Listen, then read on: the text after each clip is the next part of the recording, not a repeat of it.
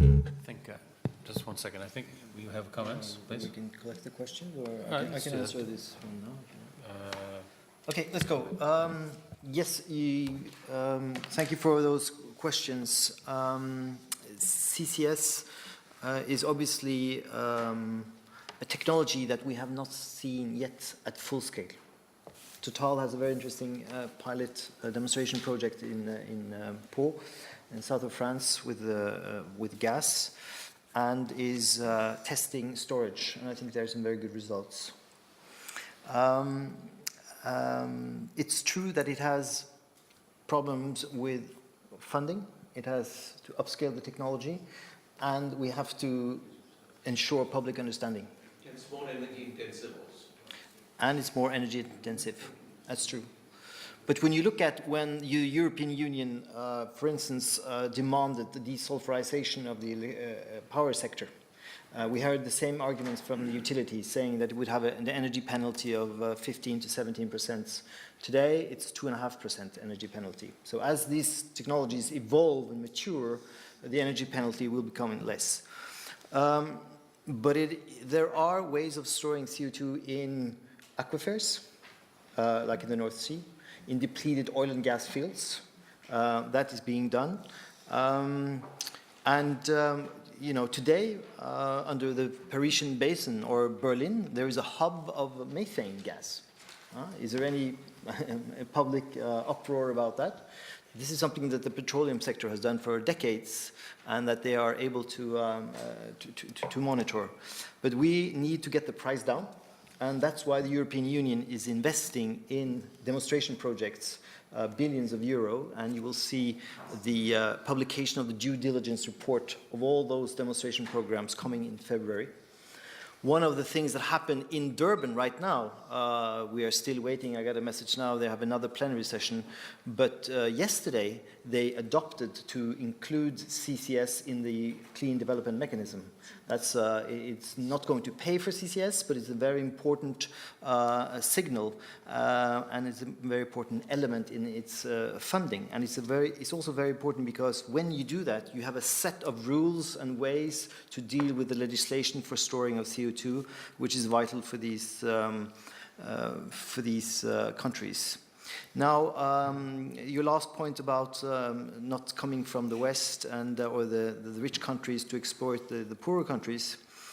Obviously, you know, yes, we have to watch out. But look at what's happening in today's world.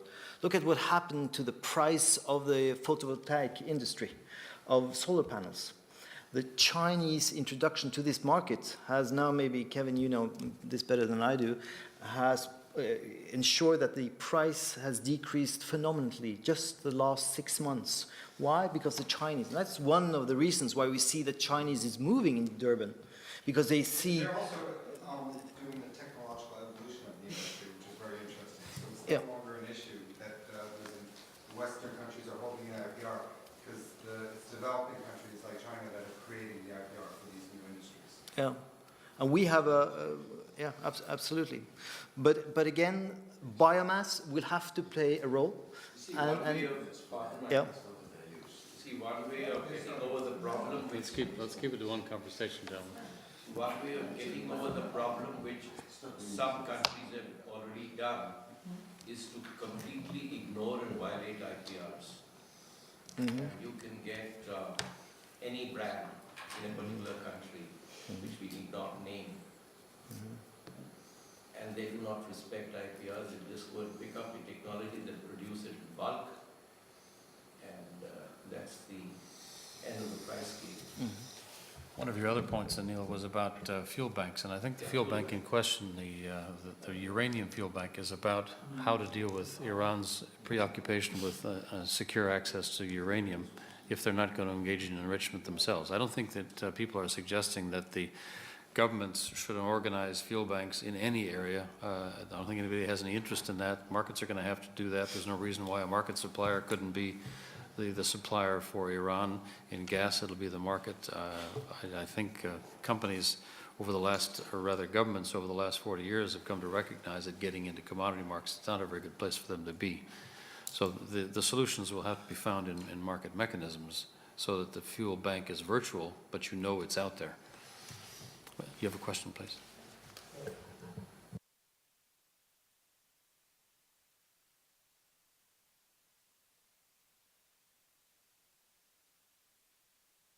Okay.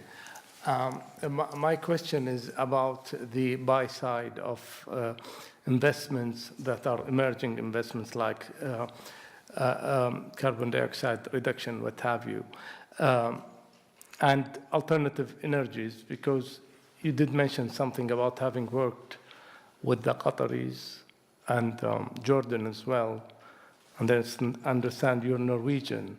So you've dealt with many different types of investors who have different perceptions or assessments of alternative energy. Can you tell us a little bit about the mindset behind people investing in emerging energy industries, and why would someone like a conventional Middle Eastern oil producer, or even Norway, would invest in alternative energy, for example?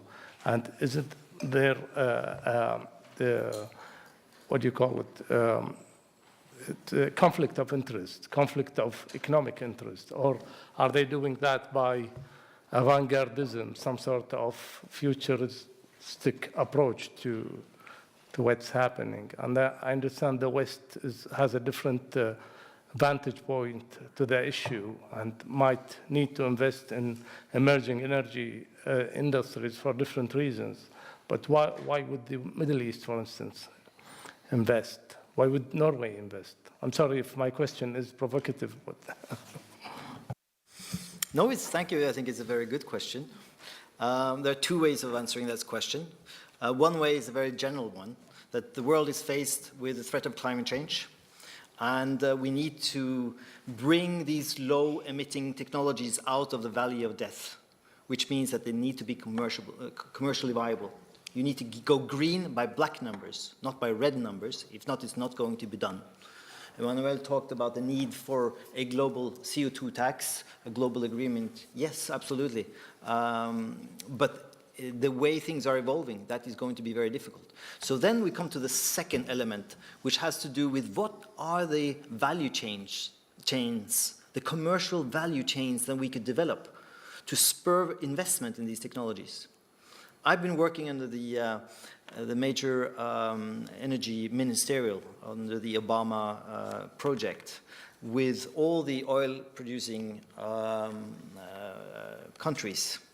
And there's a very strong participation from Middle East, because they see at one point, I don't know whether that is general, but at one point, you will start to need to do also EOR, enhanced oil recovery. And then it can be economically profitable for you to get access to CO2. It's quite a contradiction that we need CO2 to enhance oil recovery, but the oil companies tell us there is not enough CO2 available. Why? Well, because we don't have it in the quantities and we don't have access to it. So technology such as carbon capture and storage will enable you to get access to CO2 to do enhanced oil recovery, which means from an environmental perspective too, because that will actually, obviously people will say that what you're doing is you're contributing to exploring more fossil fuels and emitting more CO2. And that's true. But it also allows us to develop the technology. It also allows us to fund the infrastructure. We did a study on the Norwegian shelf, and we said, if we can prolong the Troll field if we can use CO2 to increase extraction of oil and gas for 12 years in one field, and it doesn't take much, percentage increase, and that can prolong the life of these fields for decades, then the tax revenue, because of the Norwegian field is highly taxed, it's 79%, the income, the revenue from increased oil exploration will be which we will finance by far the expense of building an infrastructure for CO2. So that's why we need to look at these kinds of infrastructure and projects to get these technologies going. And finally, and I think with what you said, I mean, what kind of world are we looking at? We are looking at a world where I think it was calculated today, the other day, that today the world produces 54,000 gigawatts of energy, right? But if we are to have enough energy for the whole world to live at our standard of living in the OECD countries, we need to go to, what was it? Today we are producing 24,000 gigawatts. To bring the emerging and developing countries up to our standard, we need 54. So there's a gap there, huge gap.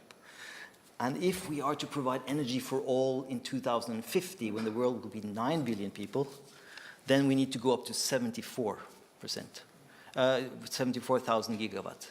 Now let me just say that the US Geological Service said that if we are going to produce so much energy, if we need to go to 74,000 gigawatts, we have coal reserves for 25 years, right? So the thing is, if we are to provide energy for the rest of the world, which is clean, which is available, which is inexpensive, then we have to look at other ways. And as we say, it is the energy companies that needs to embrace and take advantage of this market. But I saw that. Let's give you a quick follow-up and then to Christophe. Yeah, when I asked the question, I didn't mean to contradict. Of course, I see all the merits, but I'm also keen to better understand from a reality perspective what the marketing proposition from people behind new investments when they come to the region, I mean, the Middle East, is. I mean, if it's about reducing pollution, pollution is not high to begin with in our part of the world. If it is about making new investments, we are extremely slow in revamping. And sir, you probably know that. We're very slow in deploying funds to invest in our own fossil oil production facilities. I'm talking about the conventional ones.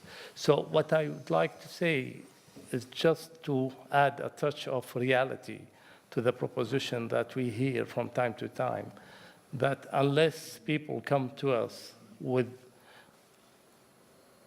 a realistic marketing proposition for the opportunities that we see, I think that the priorities in the region, the GCC region, will continue to be investing in fossil oil facilities rather than alternative energy.